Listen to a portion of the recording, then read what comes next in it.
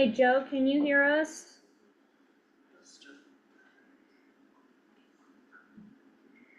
Just gonna see if I can do it. No. Yes, I can.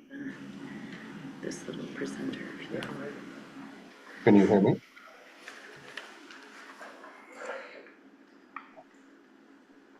Should work.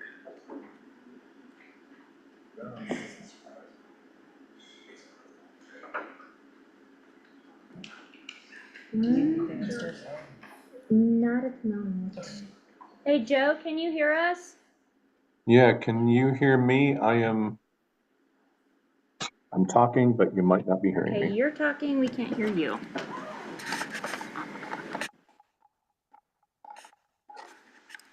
Can you try that again, Joe? Yeah, testing. Anybody there? No, still can't hear you. Bear with me, everybody, sorry.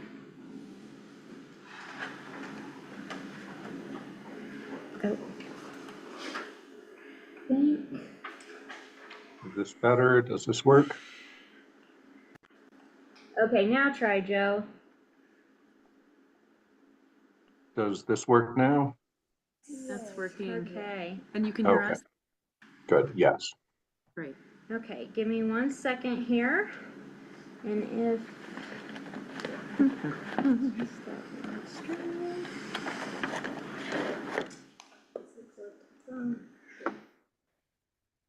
okay, Suzanne, you are the chair. I'm Suzanne Caskey. I'm calling the Planning and Zoning Commission regular meeting to order. This is also a public hearing. It's Tuesday, March the 3rd. We have a quorum now with Debbie Kelly, Doug Fromm, Joe Mason, Suzanne Caskey here. Are there any comments other than those regarding those having to do with the agenda item today, which is the fundraising plan? I don't think I have any staff comments. So you all have the opportunity to, if you have any commissioner comments, or if there are any public comments for anything not related to the item. Otherwise, I have one comment, but it keeps coming up, mostly because of pictures that I see in the paper, real estate ads that have outdoor fireplaces. And of course, they're always shown flaming away. I think that is something that we should consider. How are those regulated now? Unless when an alert comes along and says there's no open burning, we just trust that people will turn them off? I really don't know, but I can make a note that it's a thing that we can get some information on. I don't know if those, I think the different levels of fire ban may, yeah, anyway, there's probably a whole bunch of information fire ban related, and I think, I'm assuming the other piece of your question is it something we can regulate, right, otherwise through code, so, okay. I wanted to let you know Joe Kraybacher just joined online also. Okay. Welcome, Joe. Kraybacher. Thank you. So I'll open the public hearing. This is having to do with the resolution of Pitkin County Planning and Zoning Commission repealing the 2003 Pitkin County Comprehensive Plan adopted by P&Z Resolution P&Z PZ 2003-06 and amended by P&Z Resolution 005-2023 and adopting the Pitkin County Comprehensive Plan and forwarding the plan to the Board of County Commissioners of Pitkin County for approval. This is a public hearing, and a public hearing is for intake from you and people who might be online to make your comments about the comprehensive plan.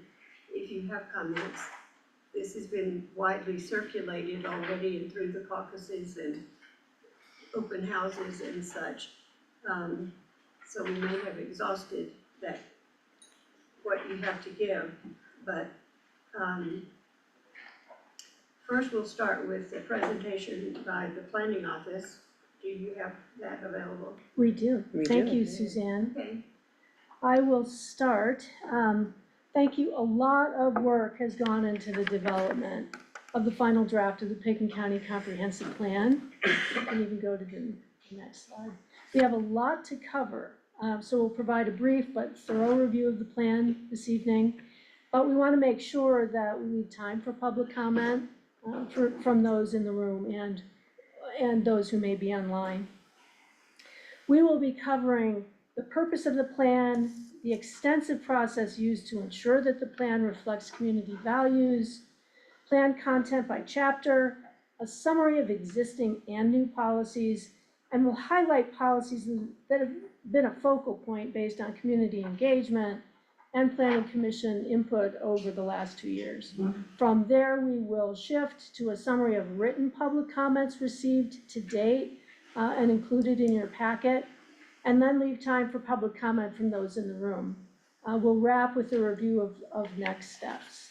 Hey, Ellen, just before you keep going, apparently there was an air circulating issue today. It's a little warmer than it usually is in here. If you guys get uncomfortable or want, there are fans we can turn on, but just let us know if you're, I think they said the system was working again, but it may be ridiculous. If you start to feel like you're gonna swoon You're or something, gonna faint. please let us know. We can move some air around. All right, thank you. Thanks. Thank you, it is warm, yeah. So let's move to the next slide, thank you. Meeting outcome. Our intent at this meeting is to provide a full overview of the comprehensive plan and to summarize the written comments received to date, as I said. Staff will provide recommendations for a response to the comments both received that are in your packet and comments received today at the continued public hearing scheduled for March 10th, which is next Tuesday. As an outcome of discussion today, the Planning and Zoning Commission is requested to identify specific policy statements and topic areas for further discussion, again, at the continued public hearings. So bring them up today and we'll move forward with further discussion next week. We've got a lot to cover today. So the next several slides will cover the purpose of the comprehensive plan and the process involved in plan development. So the purpose of the plan is in part to implement policies that support community values. You are familiar with this slide, you've seen it before. All of the work that's been done to date has been grounded in the community values established by the Community Growth Advisory Committee and reaffirmed by the Board of County Commissioners. And they are to implement bold climate action while balancing our economy, preserving our rural and wild lands, and supporting an equitable and affordable community. So before launching into the details of the plan, we want to cover the basics of a comprehensive plan. So what is a comprehensive plan? The comprehensive plan is an overarching and forward-looking community planning document that provides a policy foundation to guide Pitkin County policy direction and subsequent decision-making. The plan establishes a vision for Pitkin County, for our community, to navigate its future in alignment with our core community values. Why develop a plan? Counties, by state statute, counties in Colorado are authorized to develop comprehensive plans to guide, advise, and align our county's land use, regulations, investments, and public services with the values of the community. How has the plan been developed? Using a foundational approach, grounded in the Community Growth Advisory recommendations, using a data-informed process, and a robust community engagement. So who has the authority to adopt plans? Again, by Colorado state statute, it's the duty of the Planning Commission to make and adopt the Pitkin County Comprehensive Plan as the statutory master plan for unincorporated Pitkin County, subject to the approval of the Board of County Commissioners. So why are we updating the Pitkin County Comprehensive Plan now? The current comprehensive plan was adopted in 2003 and amended once in 2023. Foundational values in that 2003 plan to preserve our natural environment, protect rural character, and promote a sustainable quality of life for our community have been carried forward in the updated plan, but a lot has changed since 2003. Residential development activity and seasonal influx of visitors peak our population beyond what our infrastructure and resources can sustainably manage.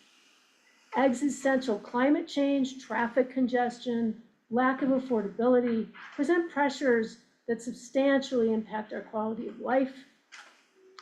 The Community Growth Advisory Committee final report advised regulatory changes to reshape land use and development standards in alignment with our desired quality of life. And finally, caucus master plans and other existing community plans, new state requirements have been incorporated alongside feedback from stakeholders, community partners, and the broader community.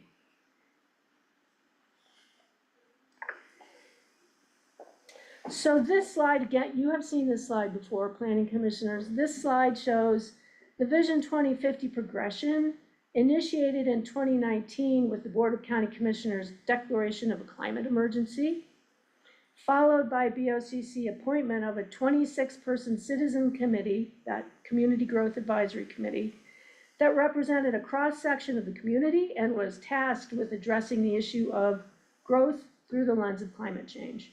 Their work and report kicked off the Vision 2050 project and the comprehensive plan update, which will lay the policy foundation for code amendments to implement CGAC recommendations and achieve community goals.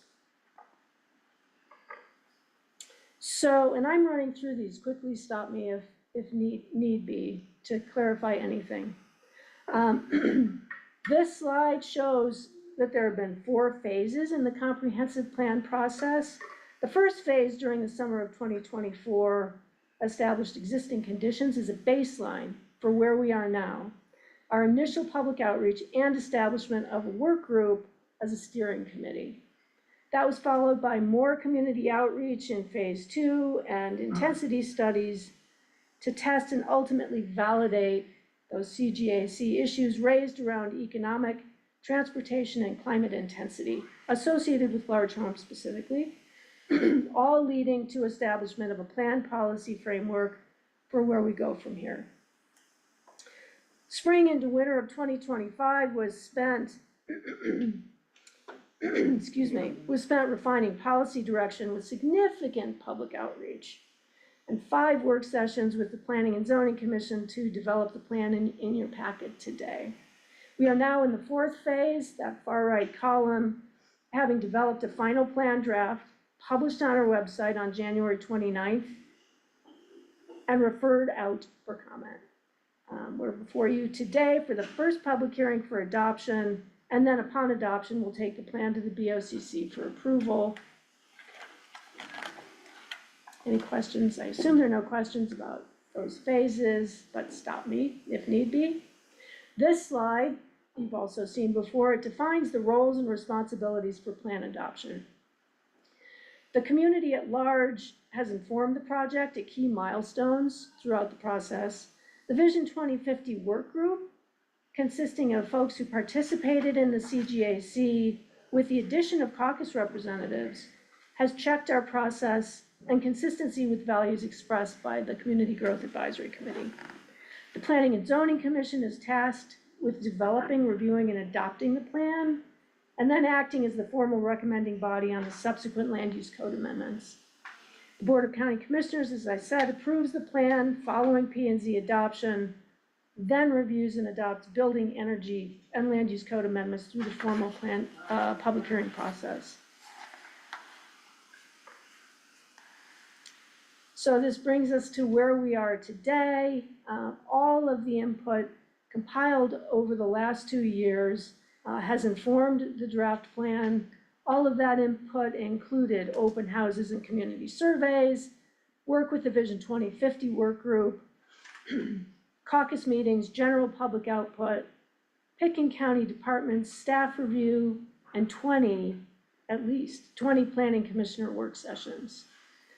The plan draft was referred out on January 29th, as I said, and posted for public comment in advance of today's Planning Commission public hearing. So our intent today is to provide a broad overview of the plan, community values, content by chapter, existing and new policies, and then to cover policy highlights. But let's start with the plan table of contents. There are 6 chapters identified here on the slide.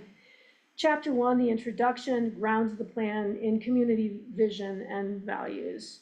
Chapter 2, existing conditions, provides a community profile and a data baseline for where we are as a county today.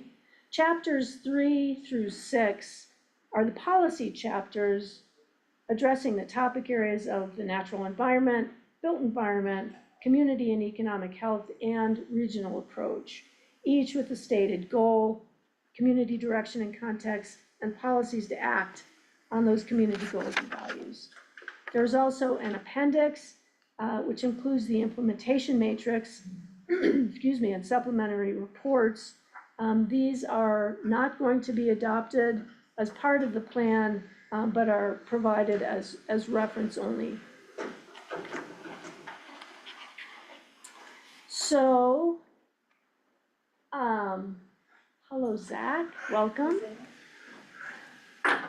So, I'm gonna start with chapter 1, start to run through these chapters and their content. The introduction chapter provides a summary of the process and community engagement approach utilized to develop plan elements that reflect community values. The comprehensive plan policies, again, are grounded in the vision and value statements on screen here, established by the Community Growth Advisory Committee and reaffirmed by the Board of County Commissioners and community through the Vision 2050 process and identified in the introduction chapter. Excuse me, this chapter also includes a detailed summary of the significant community engagement that was undertaken over the last 2 years as a critical element of plan development. The community engagement and outreach is summarized on this slide. There's a lot here. There was significant 2025 countywide engagement effort to inform the community and get input on the comprehensive plan. I'm not going to go through all of the engagement events that occurred. Suffice to say, there were digital, radio, and paper media used, and several in-person events that were hosted to inform and engage the public. So, as a chapter highlight for chapter 1, we wanted to draw attention to a section in chapter 1 that identifies the purpose and role of caucuses and caucus master plans in alignment with Article 4 of the County Home Rule Charter. There's been a lot of question and discussion about how caucus master plans relate to the Pickens County Comprehensive Plan. And we've made an effort to address that up front in the plan. To summarize, importantly, I'm going to read those last 2 bullets. Not all of unincorporated Pickens County lies within a caucus area. The state mandated comprehensive plan establishes the countywide policy direction to advise on matters that impact the entire county in alignment with the countywide values. Any action committing land to development or change in land use shall be reviewed for consistency with both the Pickens County Comprehensive Plan and applicable caucus master plans. Where there's any conflict between the Pickens County Comprehensive Plan and a caucus master plan, the Pickens County Comprehensive Plan is going to take priority. So, by way of a little background here, the comprehensive plan will take priority because it's intended to provide policy that will benefit the community as a whole. The example I've given several times in these meetings is the case where a caucus may not want to see, a caucus master plan may suggest that they may not want to see existing rail infrastructure or right-of-way ever used again as an active passenger rail corridor. But as a practical matter, it may be to the benefit of the greater community and region to use that rail corridor as part of a regional transportation solution. So it may be that the comprehensive plan is just looking at the broader community benefit at times, and that broader community benefit may conflict with a specific caucus master plan recommendation. But doesn't that, is there a contradiction when the caucus says 5750 and we say 8250 or 9250? So there, at this point, the caucus master plan recommendations around house size have all been codified, right? So that 5750 in one caucus area has been codified and is not going to be changed by a recommendation in the Pickens County Comprehensive So it's Plan.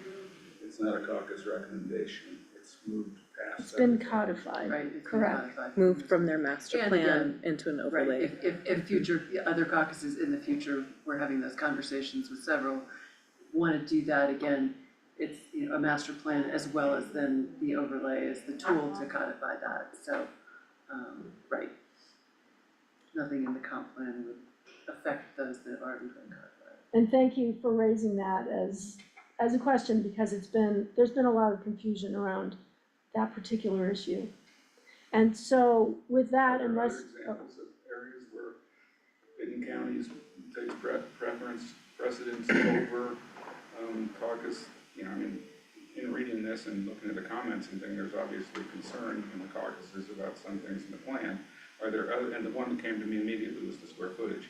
Are there other ones that I'm missing that the county's plans and the caucus's desires are at odds and I guess you just mentioned one about, you know, right away or something. I guess I answered my question to some extent, but well, that seems to be, you know, there's some large ones. well, the elephant in the room is housing, community housing location. And so there are some caucus areas that have been clear, are making recommendations regarding the location of housing within their caucus areas.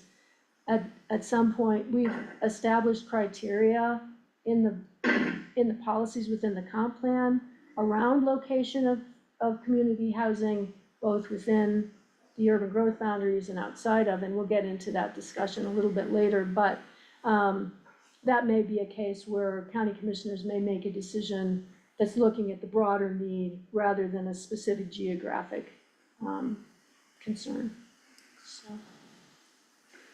I'm gonna turn it over to Hannah Hunt to walk us through chapters 2 and 3, unless you have any other questions here? No? Great, thanks, Ellen. So chapter 2 within the plan is existing conditions, and again, the intent for this meeting is really to share all this material out in broad overview. We've, with the Planning Commission over work sessions, dove into the details, but this is providing broad strokes and the themes that are within this plan. So high level of the existing conditions speaks to the data baseline, kind of where we are today. There's a lot within this chapter, but I think I've pulled out some of the pieces that have been, key discussion points that have driven and informed the policy direction based on our current existing conditions. So a big piece of that is recognizing that population projections for full-time population are relatively stable or flat as we project out. However, seasonal peak population puts pressure and strain on the infrastructure, our resources, our quality of life. We recognize that our housing stock, many of our housing units are not occupied year-round and not available for our full-time residents. While wages in Pitkin County have increased, the cost of living has increased even further, making affording a life here challenging. And that's primarily due to cost of living. The cost of living is primarily driven by housing, particularly for single-family homes. So we've seen big spikes in terms of the cost. And workforce, kind of subsequently workforce, has been relocating outside of the county down valley. and commuting up on Highway 82, especially during commuting peak hours, straining those who commute, also causing large headaches for traffic and congestion and acute challenges with transportation in our area. And then larger economic shifts. So recognizing that Pitkin County has been a traditional ski resort tourism base economy, and we're seeing some transition to job sectors driven by the occupancy, construction, redevelopment of servicing large private residential houses in rural areas. So some broad strokes there. Another piece, again, as Ellen mentioned, was this grounded in the Community Growth Advisory Report that was really looking at growth, not just as density, but thinking about intensity and activity. And that intensity defined as activity and development in rural parts of the county that are misaligned with the rural character of that area. There was a series of intensity studies that were done by a team of consultants looking at the correlation between as house size increases, the impacts across climate, transportation, and economic sectors. And then policies are really aimed at minimizing and managing that intensity while also trying to support what we do want, which is smaller houses, supporting our local workforce, and supporting climate goals. And then recognizing that codes, land use and building code, are tools to be able to shape that direction. So broad strokes there for existing conditions.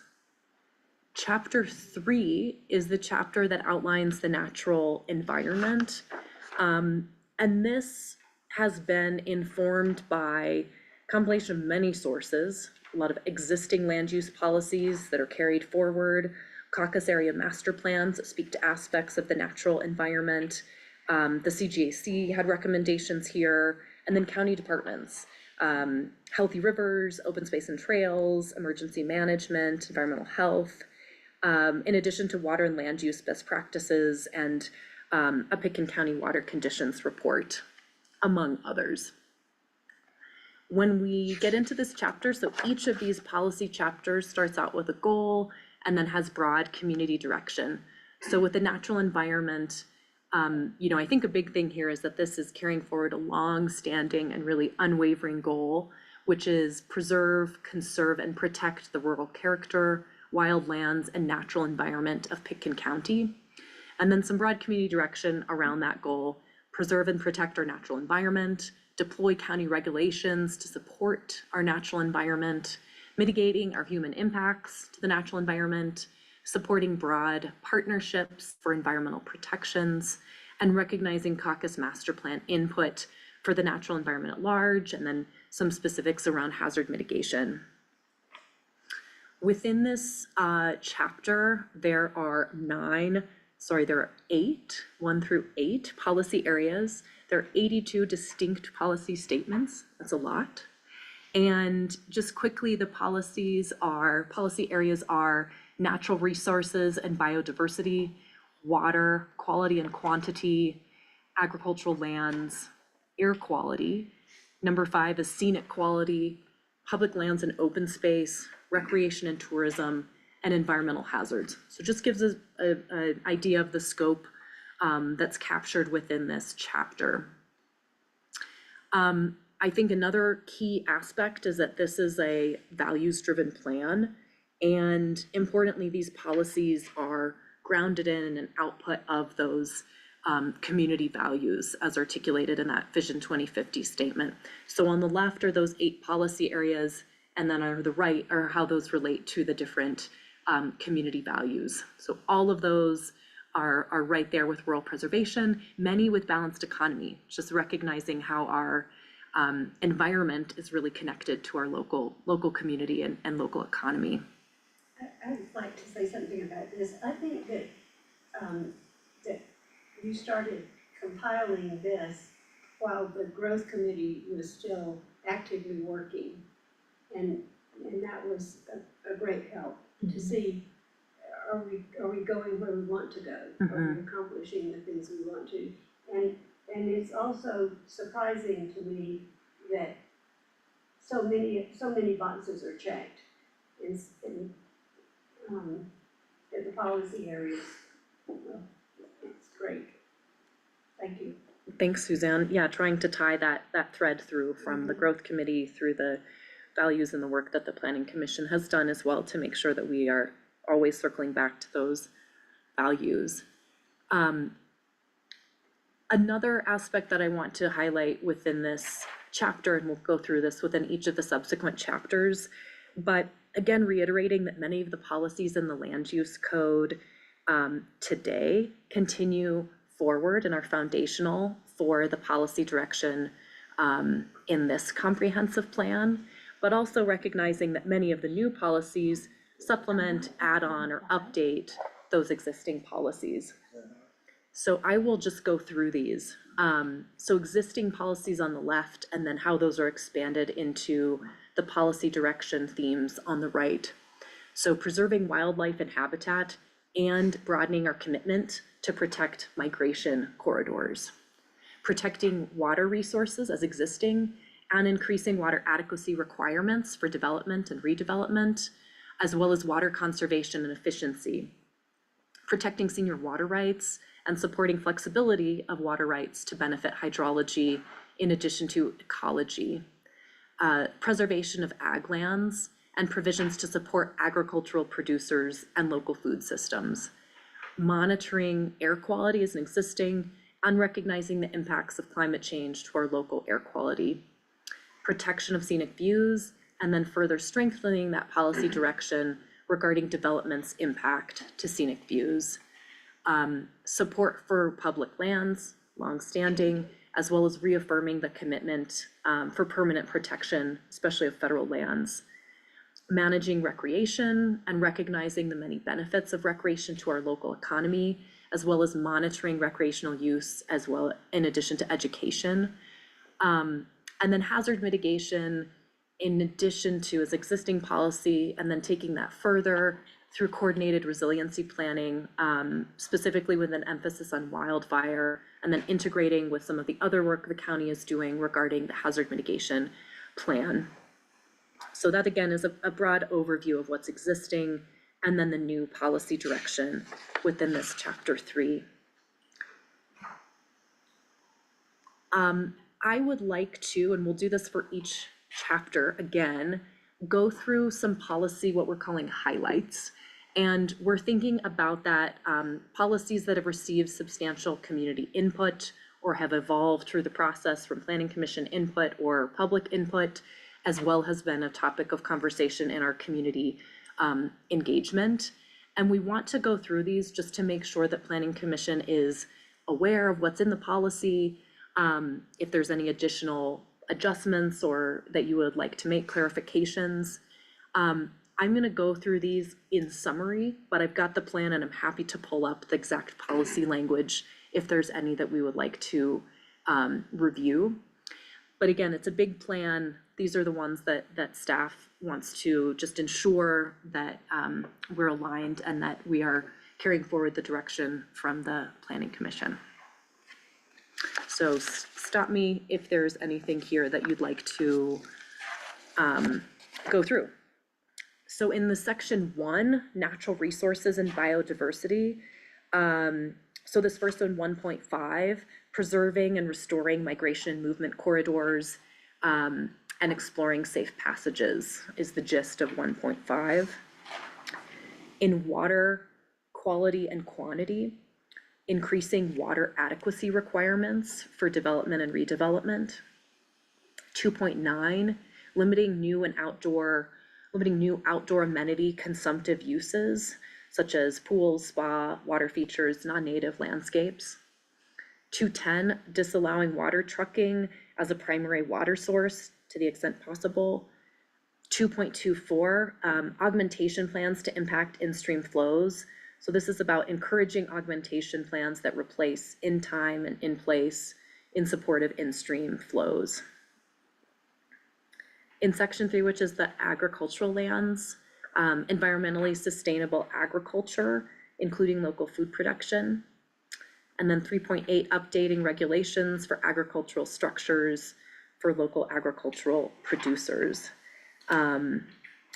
And section 4, air quality, monitoring of air quality, specifically with impacts and use of Highway 82 and the airport.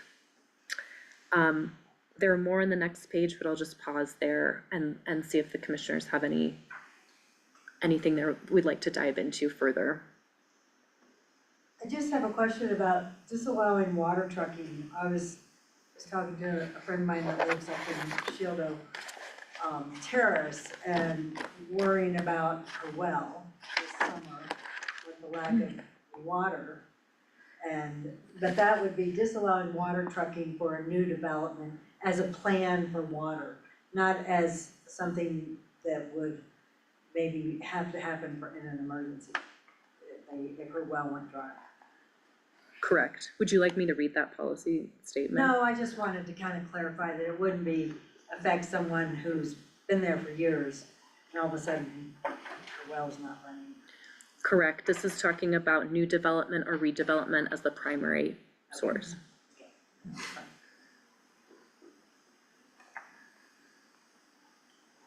And that has been a long-standing policy with environmental health. It's just never sort of made it into, Yeah, something like this, like finally being put in the comp plan. And kind of seeing how those all relate together. that's it. Anything else? The limiting new outdoor amenity consumptive uses, what are all the uses that fall under that? That's policy 2.9, and the policies that are the uses that are listed. I'll just read the policy. Limit new outdoor amenity consumptive uses in new development and redevelopment, including but not limited to outdoor pools, spas, water features, and non-native landscaping. It might be where fireplaces, outdoor fireplaces, Well, this specifically lands underwater Right. here, but, but yes, I'm following your train of thought. Yeah, yep. And then the spas and stuff, but, I mean, also, I think a big part of that is the non-native landscape, I mean, just lawns. You look at some of the lawns around the county, it's just like, I just drive by, shake my head. And as a practical matter, as we move into land use code amendments, there may be more specificity in a specific code amendment, more to come there.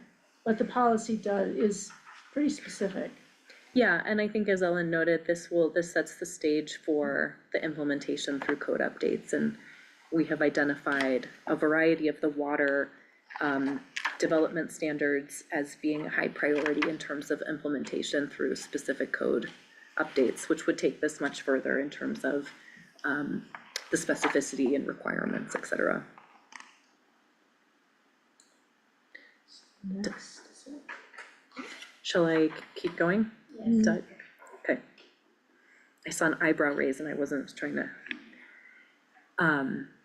read that. Okay, this is, we're still in the natural environment, chapter 3. We are zoomed into section 5. So site development to minimize impact to scenic views. In section 6, limit privatization of public lands, so recognizing we're not supporting public land disposals. Section 7, recreation and tourism, manage recreational activity while acknowledging the importance of recreation to our local economy. Section 8, environmental hazards, support neighborhood scale hazard mitigation, particularly with an emphasis on wildfire, in addition to coordinated wildfire activities, wildfire has been a big, and prevention has been a big theme throughout and touches in many chapters within this plan. So those are 1 through 8 sections within the natural environment. Anything else there that would be helpful to touch on? All right. Not to rush you. but we do have a we'll lot of, continue. we do have a lot to cover, so if you'd like, we'll move forward. The next chapter, chapter 4, sorry? I just was realizing, I'm not sure. Are you able to see if Joe or Joe, like, I just wanna make sure. Oh, good. I do. Can't see them, okay. I have it on Kinda here. got that on your screen, okay. I do thank have it you. on here, but we'll try to, I realized, yeah. yeah. And they're So, presenters, so they'll be able to unmute Perfect, if, okay. and please do, for folks that are planning commissioners that are online, please jump in if you have a Yes. question. thank you, yeah. So chapter 4, the built environment, this chapter is extensive and includes several topic areas by section, informed by a compilation of input gathered from several sources, including existing land use policies that have been carried forward, caucus area master plans, the CGAC final recommendations report, and extensive community engagement.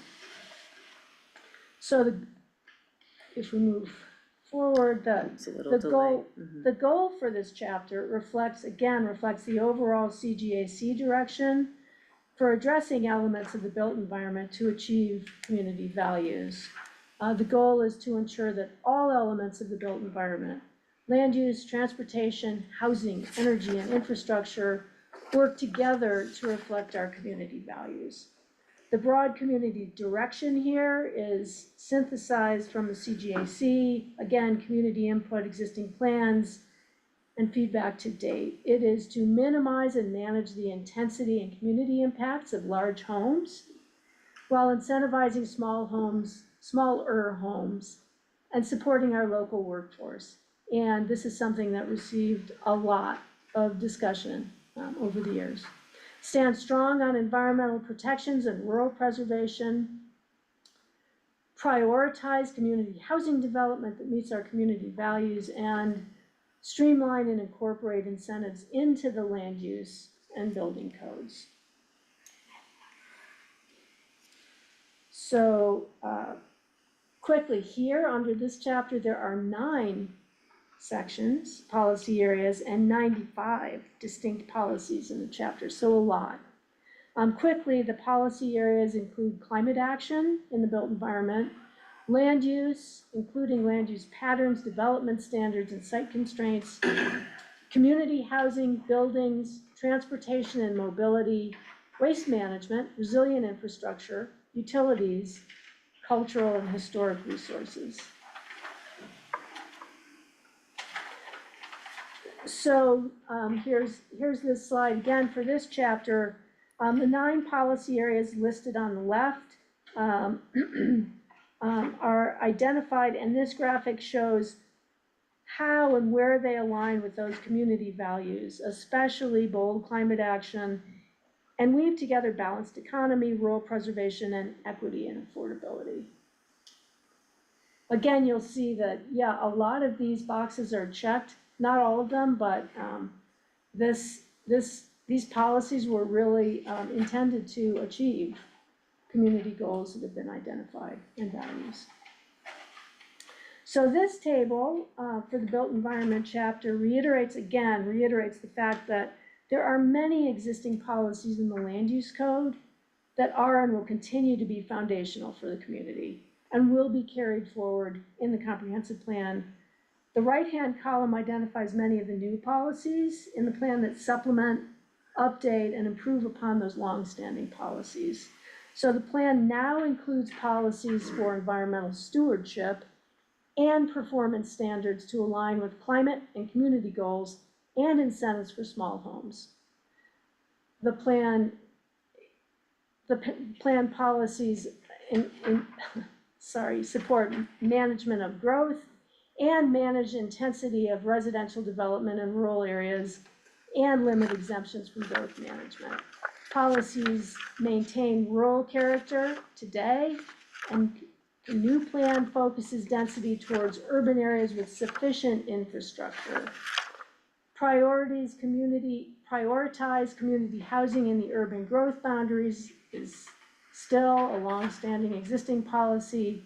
The new plan also allows for community housing outside of UGB urban growth boundaries under designated and limited criteria where infrastructure is sufficient, and leverages caretaker dwelling units throughout the county to house our community. The plan maintains TDRs as a tool for rural preservation and addresses impacts associated with TDR receiving sites. The plan supports multimodal transportation and suggests participation in regional transportation planning. So again, here, these are, these policies have received substantial community input over the course of the plan's development and have evolved based on all of the input received to date. The intent of highlighting these specific policies, again, is to ensure that the Planning Commission is familiar with them and is aligned with the policy statements as drafted, or would like to direct staff to make additional modification. There's a lot here, so stop me if you'd like us to pull up a policy on screen to review it in detail. So starting with climate action policies, they include recommendation to reduce house size to achieve community and climate goals, a recommendation for electrification of the built environment, and then under section 2, land use, there's a lot here. Policies suggest the need for intensity reduction in rural areas, and that applies both to residential intensity and commercial intensity, special events, and short-term rentals. Policies address the function of caucus master plans and comprehensive plans, as I alluded to in an earlier slide. There are policies around managing growth. Most of the existing policies in the land use code on managing growth have been carried forward. And then in addition to those policies, there is some recommendation around community housing as a priority within the urban growth boundaries, but also housing outside of the urban growth boundaries. There's addition of policies discouraging large and incentivizing small homes, and support for ski areas specific commercial uses with limited impacts, and that was something that we got some public comment on. Policy 2.2.3 speaks to consideration for new floor area allocation system. And again, I'm gonna run through these quickly. There's policy around removing below grade floor area exemptions. A lot of discussion around that over the last 2 years.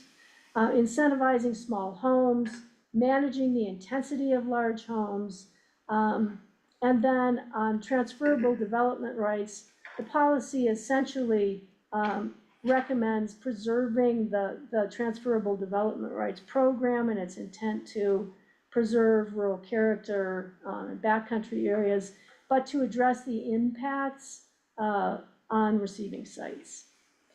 There's policy around licensing and regulating short-term rental activity, licensing and regulating special events, and policy ensuring that development mitigation does not burden workforce.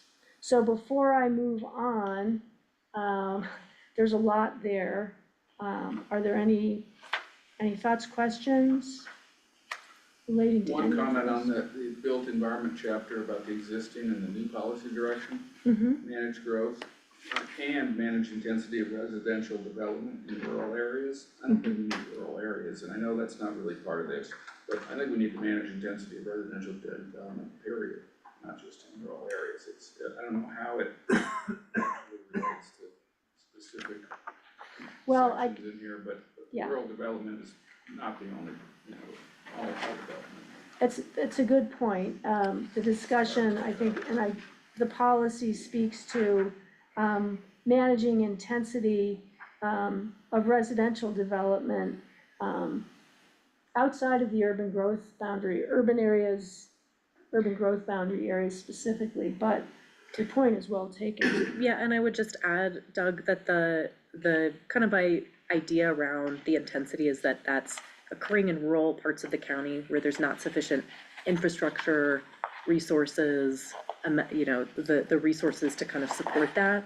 and focusing intensity toward more urban areas where there are water, where there is the level of utilities or sufficient capacity to more ably address that. So part of the concern is that the intensity is in areas where there's just not the resources for that to be taking place. I think the management of the intensity of development period. Yeah, Well, is and- yeah, really- point taken, just, thank you, yeah, wanted to just describe where that's coming from.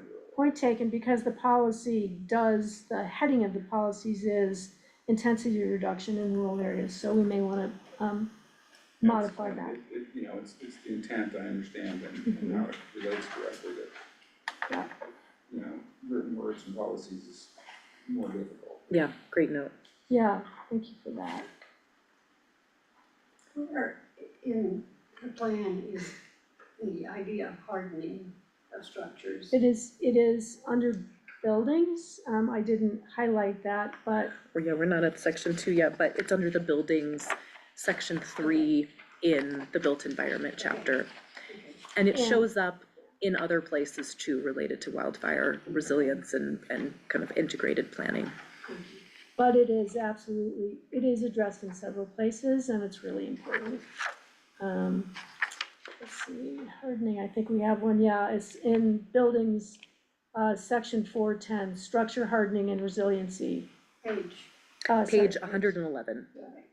Develop and implement building code standards to address climate resiliency, including requirements to harden structures and create defensible space to withstand wildfire and other natural disasters for new and existing structures. So that one is on point, and there are several others. Thanks for asking. so Ellen, go back to where you were. Okay, so, I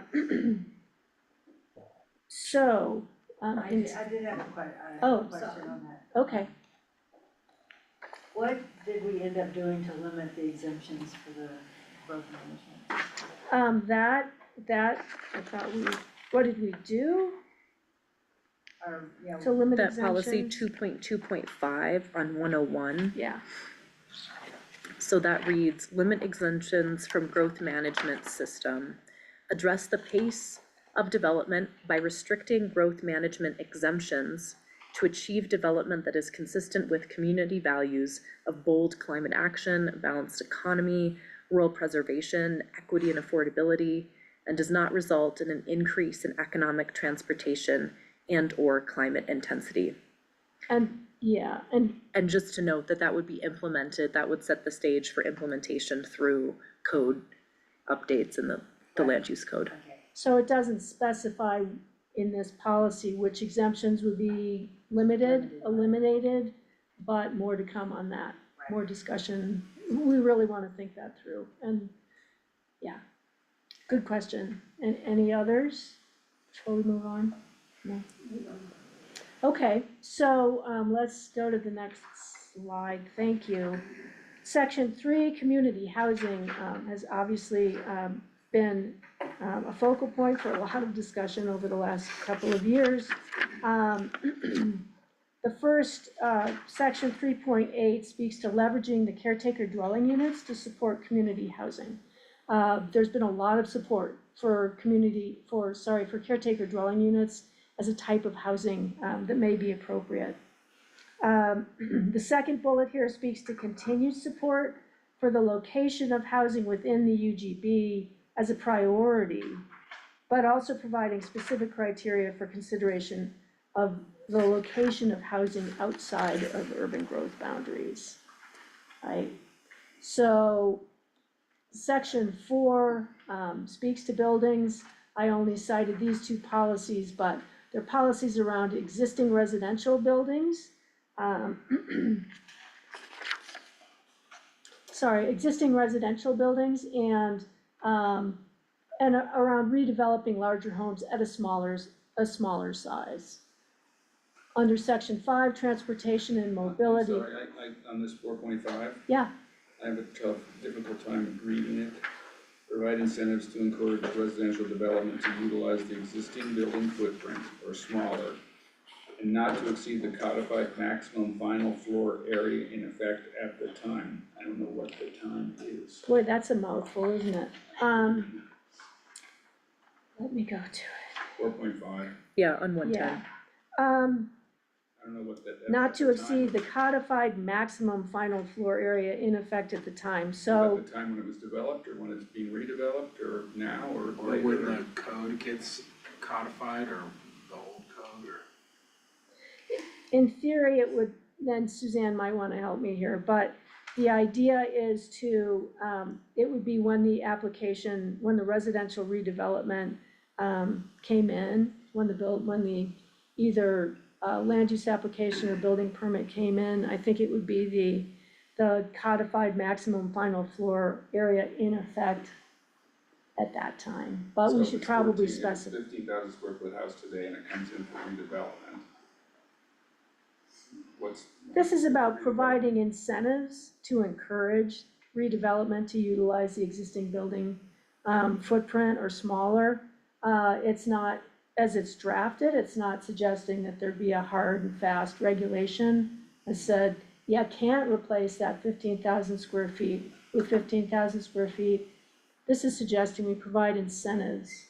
I don't know what those will look like as we get into land use code amendments, but that, the intent is to try to encourage people to not replace that 15,000 with 15,000. Does that make sense? That's what I wasn't clear on when I read it, but I understand. Yeah, there is, it's a mouthful, when we start talking about max, yeah, the codified maximum final floor area is not a term that everybody's familiar with. So Doug, do you, now that you've heard what Ellen has to say, do you want to make changes to that wording? And the provide incentives to encourage is the part that I quickly ran past, and then I read it, and I didn't understand what we were trying to do. So, yeah, the idea to redevelop larger homes that are smaller size is completely in favor of. I just wasn't able to read it to understand that that's where we were headed and how we are providing those incentives or whatever. Yeah. It's just, Okay, so, and again, it's to achieve those climate action goals and reduce, no, I'm all for Intensity. reducing the size of big houses when they come in, and how we do that is the difficult piece. great. But we great can take a question. look at that just for the verbiage to make sure that that's clear. I wasn't able. Cause if you're, you've been in this process and if it's hard for you to read, we wanna make sure it's Yeah. clear, so appreciate Thank you for that. that, that's why we're here.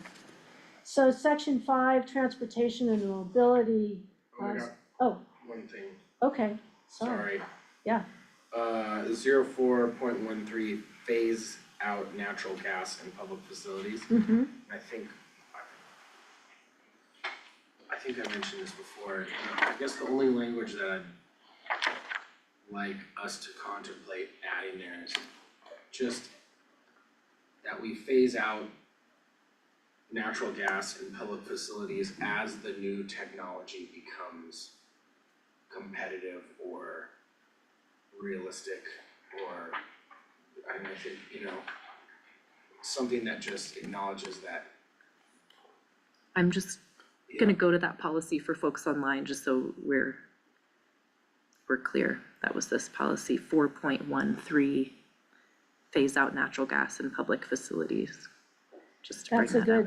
good It's clarification. just something that acknowledges that maybe the technology is not there yet, and the goal is a great goal, but I think there's, the library over here is one of just to heat a very large public building without natural gas in Colorado in our climate zone, where we are in our elevation, that the technology with doing that in pure electric is gonna be there soon Right, to be competitive, but it's maybe not 100% there yet. For a smaller building it is, but when you scale that up mm-hmm, to a very large building, it's maybe doesn't work yet, but it will work sometime in the future. I guess that's the only that's an language excellent, that yeah, but However, and what you just said may not rule this out, what we have found before in this community is that if we set a higher standard,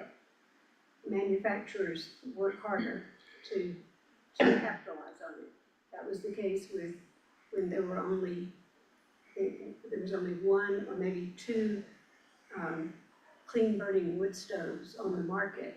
And we insisted that those could not be used anymore here, and suddenly the market was just flooded, and other communities followed our lead.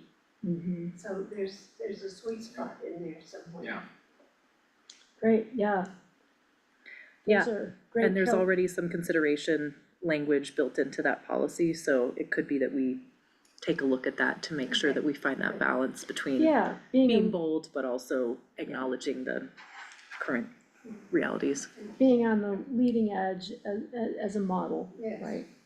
Yeah, to add to that, by the way, it's become evident that electric powered buildings also often need backup generators in Colorado. And so removing natural gas entirely is, I can't see it being completely practical for quite some time. Yeah, and this policy does speak to need to maintain backup power. Yeah, So, yeah, agree with that. Thank you, Thank you, Joe. yeah, this was carefully crafted to acknowledge the realities on the ground, right? So thank you for those clarifications. Any others before I finish out this chapter? Well, I was gonna say, it's gonna get worse with AI, with all the, electric generation that's gonna be, driven by AI. We haven't even considered that in this master plan. Right, well, that's Might be a need for us to do it.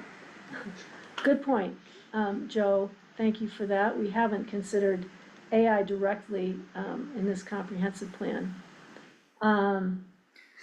More to come by the day.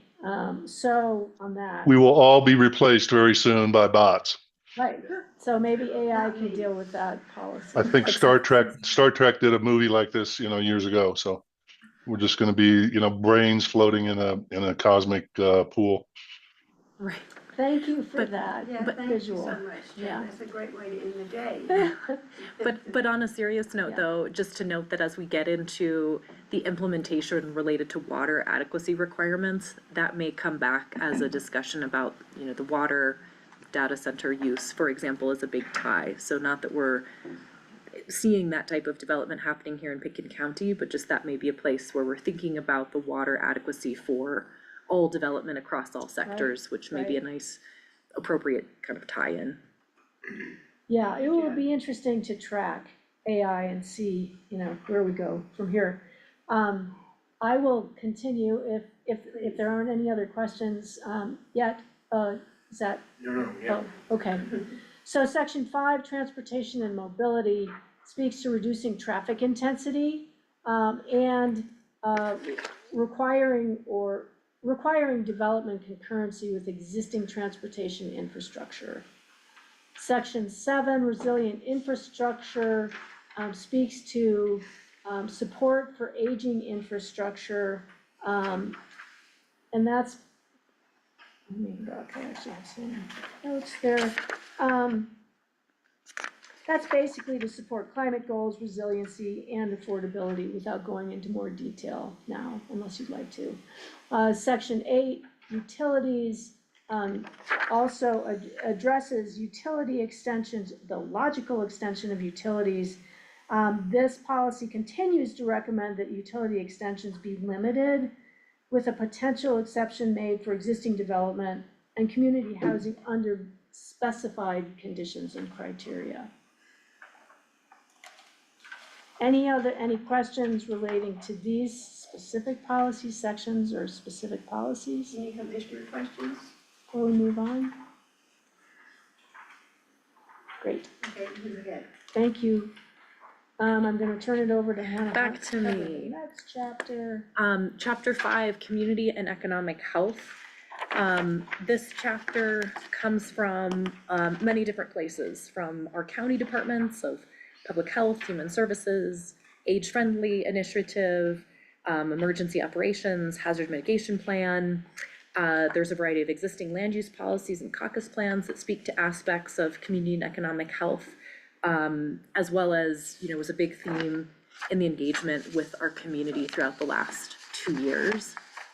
The goal is, for this chapter, is that Pitkin County is a healthy, safe, and inclusive place with an economy that supports a sustainable, equitable, and year-round quality of life through the direction to engage the workforce, prioritize especially mental health, but also physical health, support for critical community services, and our next generation. The policies are, there's 6 sections within this chapter, 53 policy statements. Healthy community is number 1. Then we go to healthy economy, lifelong services, local food, public safety and emergency response, and then hazard mitigation is the 6th policy. Again, all of these touch on and relate to our community values, really underscoring balanced economy and equity and affordability. Interesting also to see some of those policy areas that really check all the boxes kind of across the value spectrum. As we get into the broad themes of this chapter, existing policy direction includes support for community well-being, and then is furthered by support for physical, mental, behavioral health, alignment with other strategic direction of county departments. Support for our local economy is something that's an existing policy direction, and then furthered by support for the Pitkin County workforce, regardless of residence.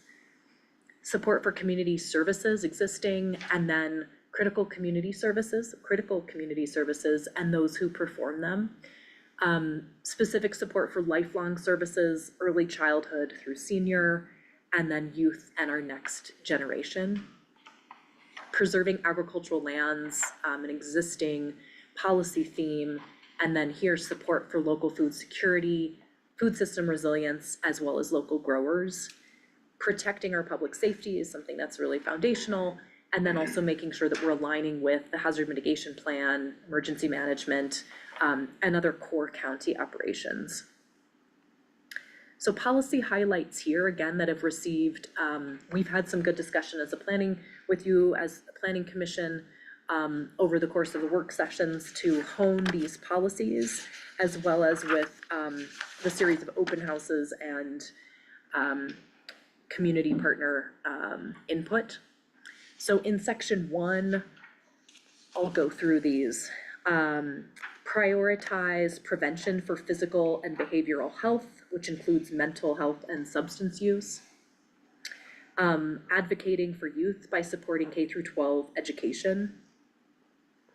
In section 2, healthy economy, maintain and bolster critical services and allocate resources for community members who provide those services, and then that policy lists out strategies to do so. In section 3, lifelong education, identifies partnerships with community organizations for accessible and quality lifelong learning. In section 4, among the policies in that section, the one to highlight is local food production. So this is maintaining and increasing opportunities for local food production.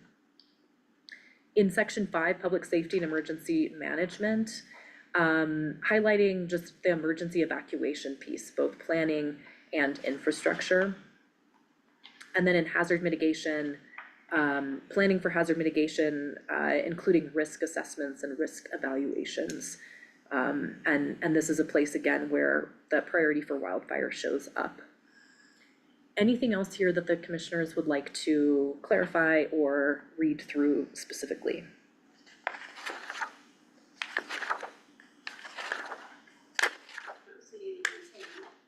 I cannot see Joe and Joe. Yeah, I'm not sure how to, I think I can stop share, but Yeah, I think if they jump in, they will be able to hear them. Okay, good. yeah, I don't see any hands up at the Right. moment. We'll keep going. So, yes, thank you. Section 6, Yeah. chapter 6, back to Ellen. So chapter 6, regional approach.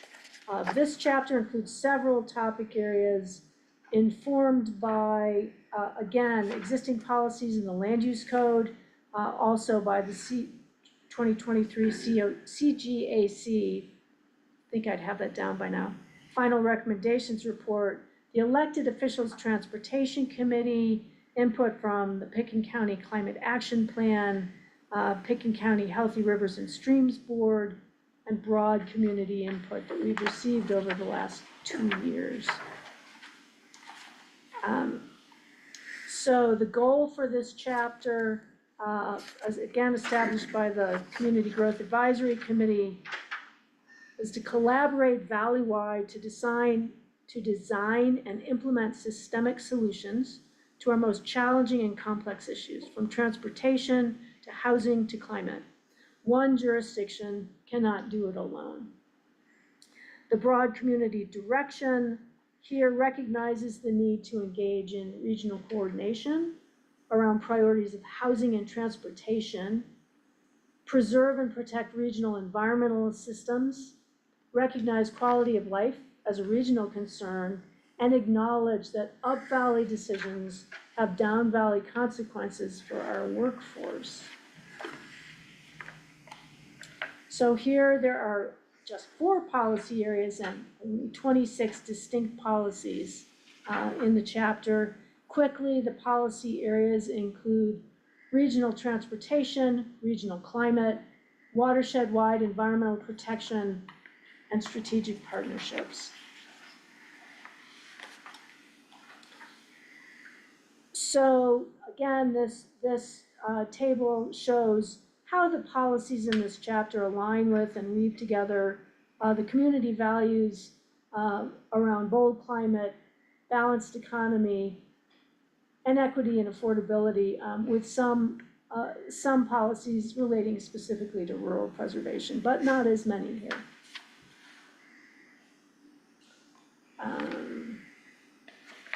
So looking at existing and new policy direction in this chapter, the plan now includes policies to support regional transportation policies and programs and establish regional transportation goals and funding sources, and explore emerging transportation technologies and coordinate transportation data collection.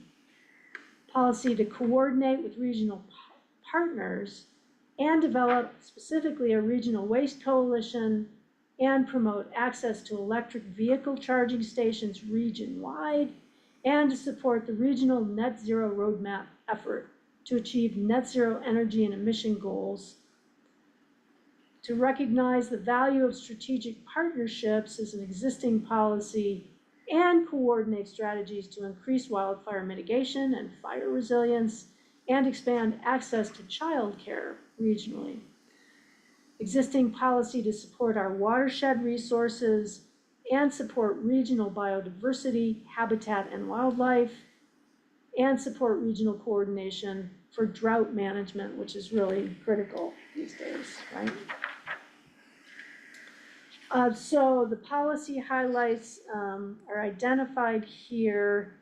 I'm gonna walk through them again. If you want to stop me, please do, and we can pull any of these up on screen. Section 1, regional transportation, recommends exploration of new regional transportation technologies, as I stated in the previous slide. Coordinated transportation data collection. Section 2, on regional climate, recommends regional waste, a development, establishment of a regional waste coalition, and recommends a reduction in climate change-driven wildfires and related costs, like insurance. Section 3, watershed-wide environmental protection, speaks to protection of western slope and headwaters water resources, and supports regional support for federal and state lands in general. Section 4, strategic partnerships. I've just called out the policy suggesting regional child care collaboration here. Again, there are other policies in the chapter, but if you have any questions about these or others, now's the time. Any additional comments there? seen no one raising their hand. Okay, great, then. There Hannah were, Hudson. there were some good comments from Eagle County at the back that I think should probably, at least in part, be taken into account here. And thank you, Joe, and we will, I think we'll have time today to walk through the comments that we received in writing that are in your packet today briefly, to at least identify them. As long as there's also time to take public comment from anyone who's in the room or online. But thank you for that, Joe, and we will absolutely have time to touch upon those specific comments too.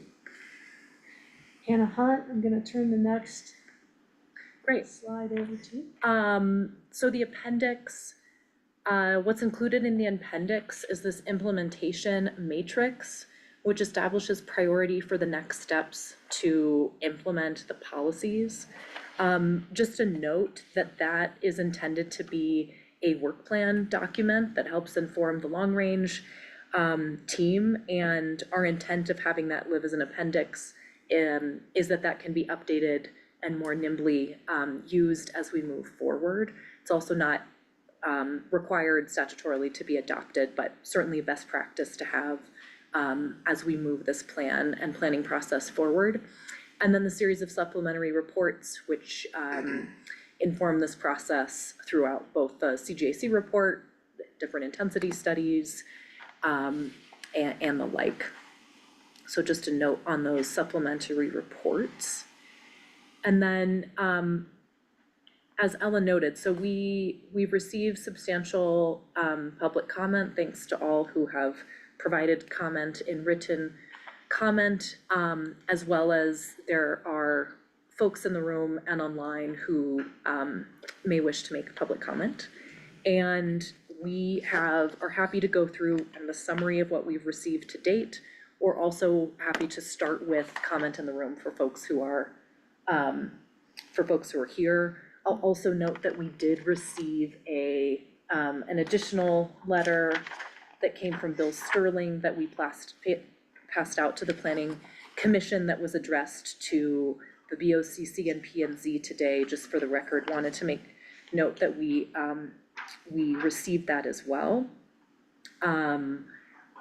So we will, as we go forward through this process, we have today's public hearing and subsequent Tuesdays. If there's additional written comment, we can still take written comment. We'll provide that to the Planning Commission as we move through this process. So Suzanne as chair. Thank you so much. Now, there are members of the public here. Barbara, I see you. Do you have a comment that you'd like to make? I've kind of been absent on the job of examining what's going on, and I really wanted to hear. And I'm We're sorry, I saying- should have asked you to introduce, would you stand up and Yeah. introduce yourself? And- I'm Barbara Yeah. Conviser. I have been in this valley for 56 years at this point, and very concerned with what our future may be. Obviously, this is a wonderful wish list. I'm a little dubious about enforcement. That remains to be seen. I won't be around, so you guys have to figure it out. You will be around. In coming 20 up soon. years, I'll be 100 and something, so. No, unless Well, you're thank you, 100 Susan. now. No, but I'd like to work on that. Good. And, Thanks. I think it's important that we do this. One thing that kind of is a revelation, but I should have known, is the desires of various caucuses are subsidiary to what the county commissioners decide is best for the entire community. It sort of makes sense, but on the other hand, I think of areas like my caucus, Maroon Creek, where we've got nothing but beautiful forest service and preserved lands. Is that somehow vulnerable to whatever the desires of the county commissioners may be, as in housing, that kind of thing? Just something I'm curious about. Thank you for coming and holding on. Anyone else, member of the public or see the CGAC elders here. Would you like I to? submitted a letter for the packet, so, Okay. given the length of time, I'm happy to defer my letter and not bore you with additional comments. Thank you, Joe. Glenn? Anything? I submitted a letter, it has my comments in it, so I would just encourage you to consider it. Okay, of course. You know, and I would also say, I think you should adopt the plan. It's a really good plan, it's well put together and, you know, well thought out, so I would encourage the planning commission to adopt. Thank you. Is there anyone else, a member of the public who's online that would like to make a comment? There are four attendees, and if you would like to make a comment, I can promote, let's see, I will just promote, if you want to, so we're opening public, It's been opened. yeah. And I think just to help manage that for everyone to, you know, basically, the standard public comment is to allow people 3 minutes. Yes. And that will just be comment, it won't be kind of discussion back and forth. I don't know, anything else to add to that? I think I would just say, we can go through also, we can go through just a summary of what we've received to date from, again, folks in the room. And we anticipate using next meeting on the 10th to really go through and respond to those comments so that we're really, you know, comprehensive in terms of recognizing what moves forward. Hey Bonnie, you are on screen. Front and center, yes. Do you want to promote the attendees to talk? Do you want me to do that? Yeah, if You have to we can them. promote you, Can't they just raise their hands? They can just raise their hand. Yeah. Oh, allow them, yeah. yeah, if you would like to have any public comment, if you're online, please push *6 or raise your hand and we will promote you to a panelist.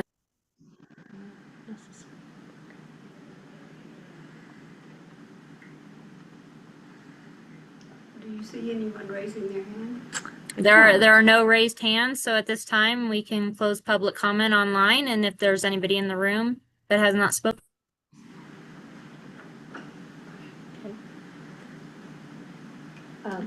Joe? Suzanne, you're gonna keep the public hearing open Yes. for comments, Yes. right? Yes, Okay, thank you. yes. Right, so for anyone who was listening online, you'll be able, subsequent meetings will be a continued public hearing, so there will be the opportunity to provide comment. Yes. Subsequent meetings are the continued public hearings are scheduled for March 10th, which is next Tuesday, and the following Tuesday, March 17th. Any other comments from, there won't be a vote taken today. This is to take public input. But do you, as commissioners, have other questions? I think that reviewing the written comments we've gotten is important. Great, Yes, of course. thank you, Barbara. Would you go down through the list of those, at least the people who sent them? Be happy We do to. have a couple of people that came in, I don't know if they wanna comment before we go to written.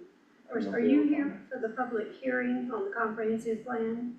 We are, we were upstairs for another meeting, that's why we were late. Oh, I see. Yeah.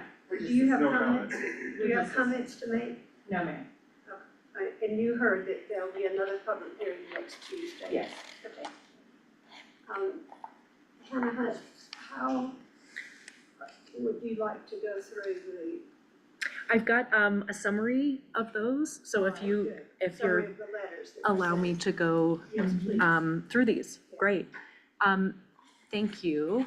So we, just as a reminder, so we received, we referred the plan, backing up, we referred the plan on the 29th out to caucuses, municipalities, adjacent counties, land managers, and then sent out a courtesy referral to community partners, internal county staff who've been really engaged in participating in the process.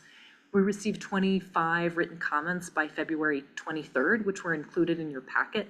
I'll just note that, like this letter, there's some additional written comments that we've received, and we would invite additional written comments from the public throughout the process. Thank you to those who provided us comments. There were 25, 10 of those were really general public, 2 from caucuses from Maroon and Woody Creek, an adjacent jurisdiction Joe Mason mentioned from Eagle County, 4 community partner comments, and then as well additional staff. And the intent at this meeting is just to really provide, here's what was said, here's what was shared as a public comment, and then we intend to respond and go through those comments next meeting. I'll just say that many of the comments shared general support or alignment with their either community plans or alignment with our plan and their perspective on that. There were a few comments that were minor edits, such as typos or graphic edits, and then what we're calling substantive comments are comments that I'll summarize here both by chapter and then topic area. And I pulled those up in theme, and then we'll speak to those as well, summarized. So in the existing conditions chapter, that's 2, there was data clarification regarding the economic sector data set regarding the inclusion of sole proprietors, as well as concern regarding the findings of the residential intensity study related to the potential impacts associated with new community housing. In the natural environment, a suggestion adding a policy to address the impacts from stormwater runoff caused by impervious surfaces, a suggestion identifying off-highway vehicles or OHV as a form of recreation on the recreational access map, comments suggesting that the policy alpine ski areas, which is policy 7.3 on page 76, suggesting that that policy may allow for unlimited expansion of alpine ski areas, and explaining that that policy is not aligned with the Maroon Creek Caucus Master Plan. There's another comment asking to prioritize wildfire prevention, and comment that that's the most important element of the plan. I'll just keep going here. In the built environment, several of these comments related to, as we know, location of housing outside urban growth boundaries. The comments there from Maroon Creek Caucus requesting further criteria definitions for housing outside the UGB. A comment from Woody Creek Caucus recommending housing should be located within city limits and no further than the urban growth boundaries where infrastructure, jobs, and people want to live. A comment from Aspen 1 supporting housing outside of the UGB and asking that the plan take the idea even further by allowing and recognizing employee housing that serves Pitkin County's workforce to be developed outside county lines. Regarding extension of utilities, comment raised concern for the extension of utilities for community housing that may result in unintended sprawl. Regarding upzoning, concerns that developers and individual property owners will seek to upzone rural portions of the county in order to develop CDUs and community housing that may exceed the final maximum residential floor area and zone density standards, specifically in the Maroon Creek Caucus.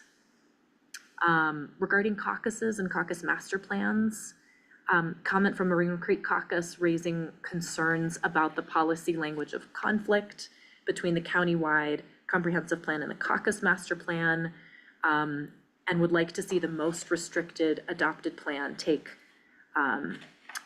priority. Another comment from Maroon Creek Caucus to amend the definition of caucus to include a mandatory term shall with respect to the P&Z adoption of caucus plans. Comment from the Woody Creek Caucus voicing concern that the Vision 2050 process has not adequately engaged caucuses. Under transect area definitions, so that's that illustrative transect that talks about the different character areas.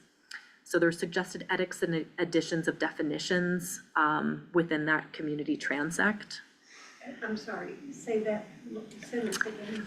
So with regard to the transect, there were suggested edits of those character descriptions and some additional definitions to be added about those descriptions. For example, existing neighborhood, there was a request to be more clear about what that might mean. And then under transferable development rights, just a comment about the perceived misuse of TDRs to allow large houses to be built. Regarding short-term rentals, comment not supporting short-term rentals for single-family houses outside of areas zoned for lodging. With regard to special events, comments describing the negative impacts of special events in rural parts of the county, including noise, traffic, and employee generation. And then no comments were received for Chapter 5, Economic Health and Community Health, or Chapter 6, Regional Approach, but some broad general comments, suggesting that the implementation plan is adopted as part of the plan, suggesting that the plan include a future land use map, including the specific area of the Highway 82 corridor. Comment that ski tourism is the county's longstanding economic driver, warranting continued support and should be considered distinctly from residential uses, and then identifies locations to amplify skiing in the plan. And then another comment about amending the term to use the term large house instead of large home. So that's a summary as best as we could do of the comments that we received, to be succinct. And you will reply to those or? Correct. Our intent is that we will take those, organize those into a staff response that we will present to you all at the subsequent meeting with some recommendations for staff. But certainly if there are aspects of these that today you'd say, hey, we want to make sure we talk about X, Y, or, there's something really specific, we're happy to make sure that we, really bring that forward to the discussion. However, again, we're intending to respond to all the comments that were substantive that we received. And thank you to all of those people who took the time and the energy to write a letter. Definitely. All very appropriate. I have a question about the TDR section. The CGAC talked about a variety of ways about wanting to have the possibility of TDRs being used in more creative ways, in ways that might be more helpful to the community.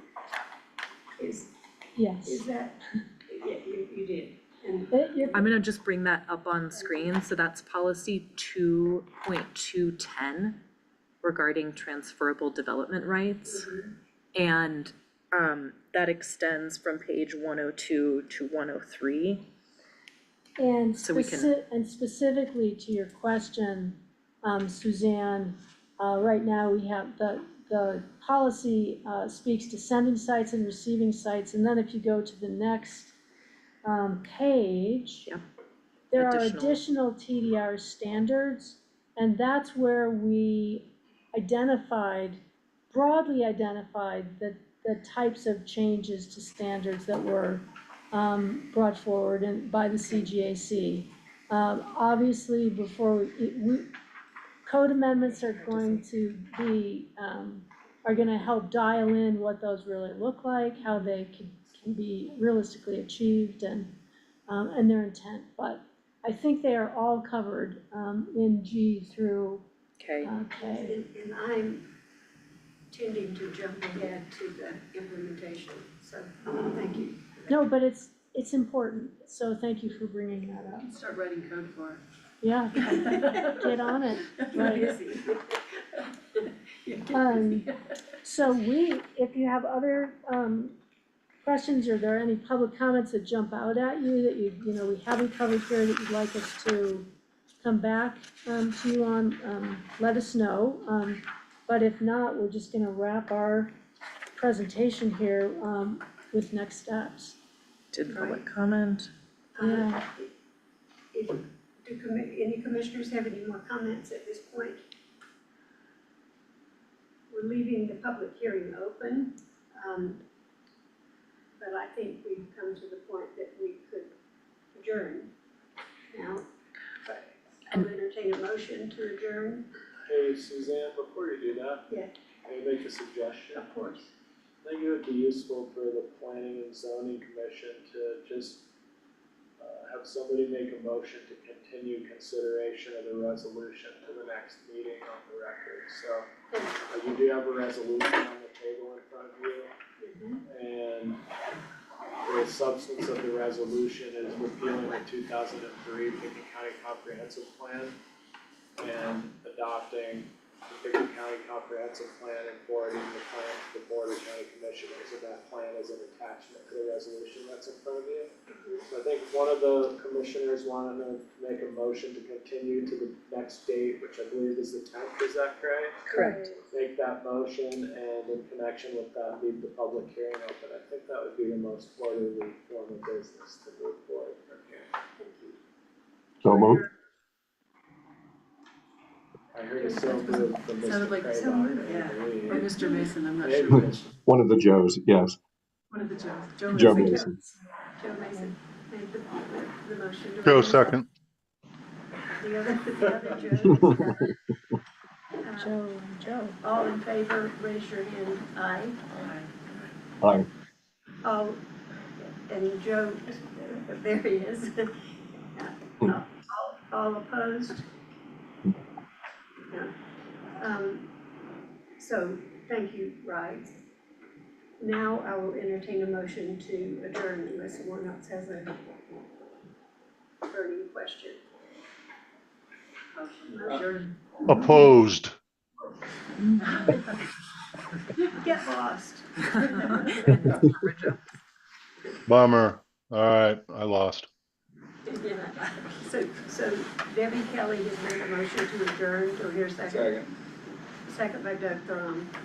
All in favor, say yes. Yes. Yes. Opposed, say no. We're adjourned. Did I See you read next week. caucus?